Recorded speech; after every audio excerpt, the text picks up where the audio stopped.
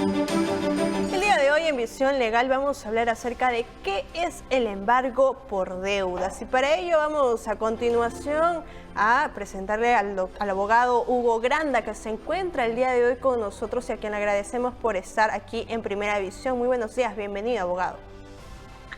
Hola Caroline, ¿cómo estás? ¿Qué tal? Buenos días y un saludo especial para todo tu público. Gracias por estar nuevamente el día de hoy con nosotros, abogado, y en esta ocasión justamente para hablar sobre lo que significa el embargo por deudas. Hay muchos ciudadanos que, si bien es cierto, reciben a veces notificaciones y dicen, bueno, no va a pasar, es un aviso que siempre me llega, pero finalmente cuando se toman estas acciones como tal, allí radica realmente la preocupación. Primero, para iniciar en todo caso, ¿cómo es que se da un embargo por deudas? ¿Por cuánto tiempo atrás se presentan estas notificaciones? Claro, Caroline. Mira, los embargos por deudas hay que dejarlo claro que primero son medidas legales que van a ser requeridas por un juez.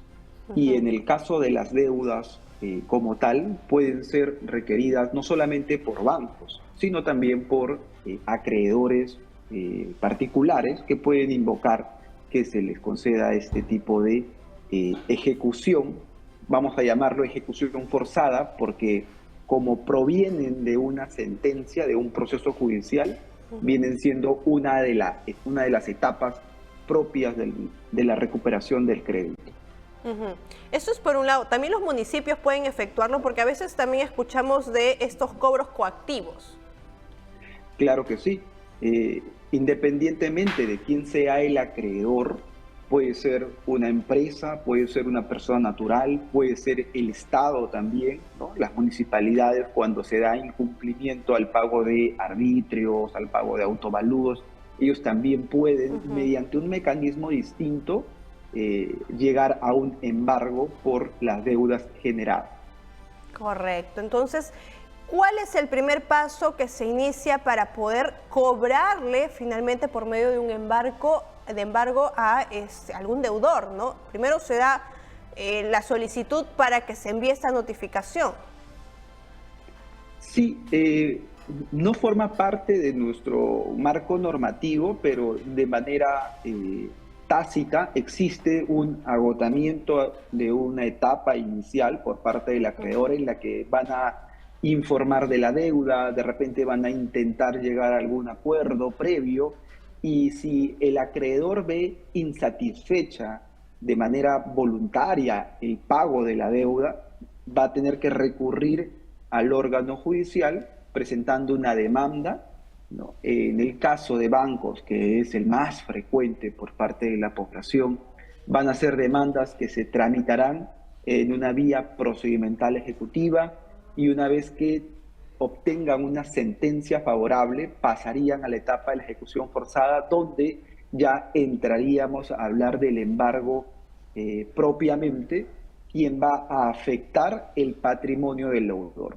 Lo último que debemos señalar es que la población debe saber que el patrimonio no se trata únicamente de quien ostenta o de quien tiene una casa o de quien tiene un vehículo.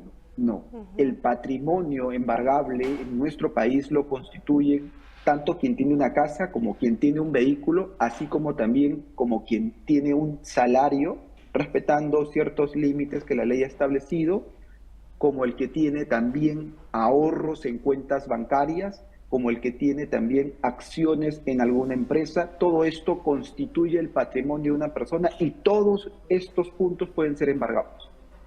Es decir, también las cuentas bancarias se pueden ver intervenidas, en este caso, a ser sujeto de embargo. Por supuesto que sí. Lo único que hay que diferenciar, que algunas personas dicen, bueno, cuando el banco retiene dinero de mi cuenta bancaria porque le debo, ¿se trata de un embargo? No necesariamente si se trata de la misma entidad financiera. Hablamos de un embargo cuando ya por la deuda con el banco A me retienen dinero en el banco B. Entonces, cuando ya es una entidad financiera distinta, allí estamos hablando de un embargo. Lo otro es simplemente una retención que el propio deudor ha autorizado cuando accedió al crédito para que el acreedor también pueda satisfacer la deuda, ¿no? De manera directa. Y qué importante es, sin duda, que cuando uno recibe este tipo de avisos de que puede ser causal de embargo, que uno mismo pueda comunicarse, ¿no? Ya sea con la entidad bancaria, de repente con el municipio, y ir a solicitar en qué plazos uno puede cancelar para luego no darnos con esta sorpresa de que de pronto ya se aprueba el embargo correspondiente y lamentablemente terminamos perdiendo nuestras pertenencias que nos ha costado mucho esfuerzo, obviamente, obtenerlas.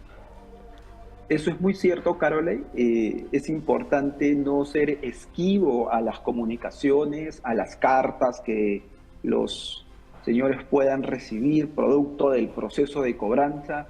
Se perfila mucho como una mala práctica no contestar las llamadas de cobro, y aquí se pierden muchas oportunidades de conciliar extrajudicialmente, ¿no? De pronto ya recién son conscientes del problema cuando llega la notificación. Y ya en ese término el problema se vuelve un poco más complejo y pueden verse afectados con estas medidas de embargo. Ajá, por ello la mejor recomendación siempre, primero es obviamente estar al día con las cuentas para evitar tener cualquier tipo de problema. Luego que si de repente se nos sale de las manos, porque muchas veces sabemos que la coyuntura también en nuestro país no ayuda mucho y terminamos endeudándonos, es siempre encontrar la manera de poder mediar con la otra parte para encontrar una solución, ¿no? Y no ser deudores, porque muy importante también es el hecho de poder revisar, ¿no? En la SBS que no contamos con una deuda que de repente en la cual a veces ni conocimiento alguno tenemos porque lo dejamos pasar, se nos olvidó y de repente las notificaciones no llegaron porque nos cambiamos, si bien es cierto, el lugar de la residencia y finalmente nos damos con esta sorpresa que tenemos una deuda bastante grande. Por supuesto que sí, Carola. Y muy importante lo que has señalado. Tenemos que incentivar en la población a hacer revisiones periódicas, ¿no? De nuestro historial financiero. Recordemos que la SBS proporciona esta información de manera gratuita. Simplemente tienen que tener a la mano el DNI para insertar algunos datos y así la población puede saber qué entidades financieras o acreedores particulares los han reportado con alguna deuda, porque de repente hay deudas que ellos ni siquiera reconocen que en algún momento se dieron, o deudas que ya fueron pagadas y que no han sido levantadas del sistema financiero de manera oportuna. Entonces, todas estas situaciones deben ser ya materia de una acción diligente por parte del ciudadano en la actualidad. Claro, porque muchas veces, si bien es cierto, se terminan cancelando y no se dan el levantamiento de la hipoteca, ¿no? Y estos objetos, de repente todo lo que hayamos obtenido, siguen prendados, a pesar de haber terminado de pagar justamente las deudas que teníamos. Exactamente, ¿no? Hay personas que cancelan las deudas hipotecarias y piensan que el simple hecho de haber pagado esta deuda de por sí ya anula la hipoteca, y hay que entender que bajo ciertos modelos de garantía, como el caso de la hipoteca, que es una garantía real, se tiene que seguir un protocolo de escritura pública, de levantamiento de esta hipoteca a nivel registral.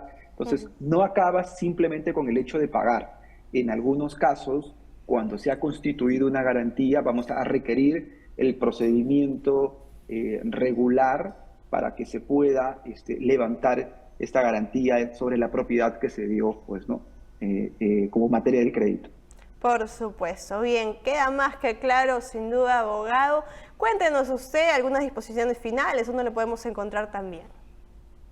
Claro que sí, Caroline. Bueno, mi recomendación siempre es, si ustedes se encuentran en alguna situación de incumplimiento de pago y están pensando de pronto buscar algún tipo de orientación legal, procuren asesorarse en estas etapas previas a un proceso judicial. Esto ayudaría muchísimo a que la solución de la deuda sea en los mejores términos, inclusive muchas veces favorable para el deudor, y no esperar a que llegue la demanda para recién buscar ayuda legal, ¿no? Y sobre lo segundo, saben que pueden ubicarme en las redes sociales, en TikTok o en Instagram con el usuario de @HugoGranda, donde estoy compartiendo consejos y tips legales de manera gratuita. Por supuesto, aquí también aparece en pantalla y le agradecemos una vez más por estar el día de hoy con nosotros. Gracias a ti, Carola, y un saludo especial para tu público. Por supuesto, bien, muchas gracias nuevamente. Y con ello, señores, cerramos el día de hoy Visión Legal.